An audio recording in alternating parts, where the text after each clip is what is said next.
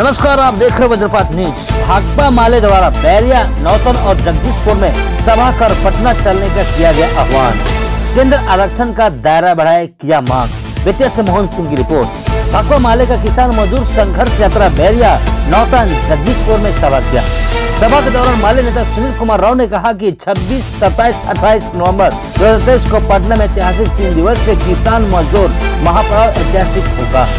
संयुक्त किसान मोर्चा और केंद्र श्रमिक संगठन के आह्वान पर 26 से 28 नवंबर 2023 को देश भर की सभी राज्य राजधानियों में राजभवन के समक्ष 3 दिवसीय किसान मजदूर महापड़ाव आयोजित किया जा रहा है। इस ऐतिहासिक कार्रवाई में बिहार के हजारों किसान और मजदूर 26 नवंबर 2023 को 11 बजे दिन से पटना के गर्दनी बाग धरना स्थल पर एकजुट होंगे।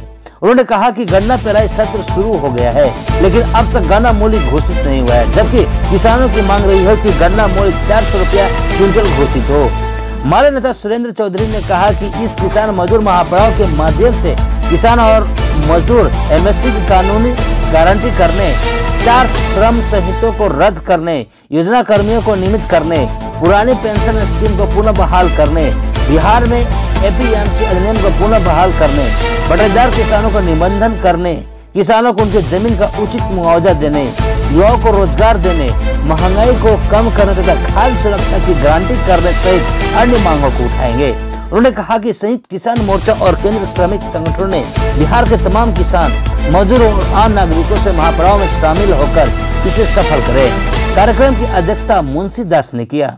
कार्यक्रम को सुरेश शर्मा, मैनेजर राम, विजय राम, केदार राम, संजय शर्मा, नंदकिशोर राम, सुरेंद्र महतो, रघुवर दास, रामेश्वर पासवान, दिनेश प्रसाद आदि मौजूद थे। ब्यूरो रिपोर्ट, वज्रपात न्यूज। विभिन्न तरह के केस थे, उसे वापसी का जो सवाल था, फिर आपको एमएसपी की कानूनी दर्जा देने का जो मामला था, इन तमाम चीजों को केंद्र सरकार अब तक पूरा नहीं कर पाई।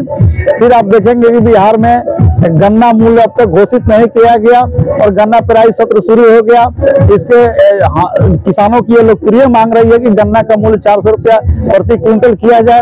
आपने देखा कि बिहार में जातीय गणना कराई गई और जातीय गणना के आधार पर हमारी मांग रही है कि उस आरक्षण के दायरे को बढ़ाया जाए, लेकिन केंद्र सरकार जातीय गणना कराने से भाग रही है और बिहार का जो मॉडल है 75% आरक्षण है।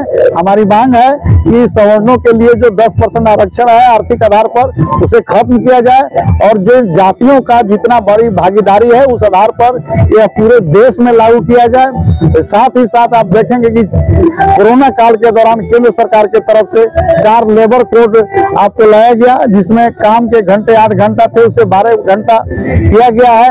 यह कॉर्पोरेट कंपनियों के हितों में किया गया है। किसानों को, मजदूरों को गुलाम बनाने का कानून है, इसे रद्द किया जाए। फिर आप देखेंगे कि बाजार समितियों का बहाली का सवाल है, धान गेहूं क्रय खरीदने का जो सवाल है, आपको जो किसान मजदूर संघर्ष के जिंदगी भर कमाते हैं उनको किसी तरह का कोई सहायता नहीं मिलता है, उन्हें 5000 रुपया पेंशन दिया जाए, गरीबों किसानों के कर्ज को माफ किया जाए, माइक्रो फाइनेंस कंपनियों के तरफ से विभिन्न लोगों को जो कर्ज दिए गए हैं उसे माफ किया जाए। ये तमाम जो सवाल है राजभवन के समक्ष 3 दिन के किसान पड़ाव में उठाया जाएगा।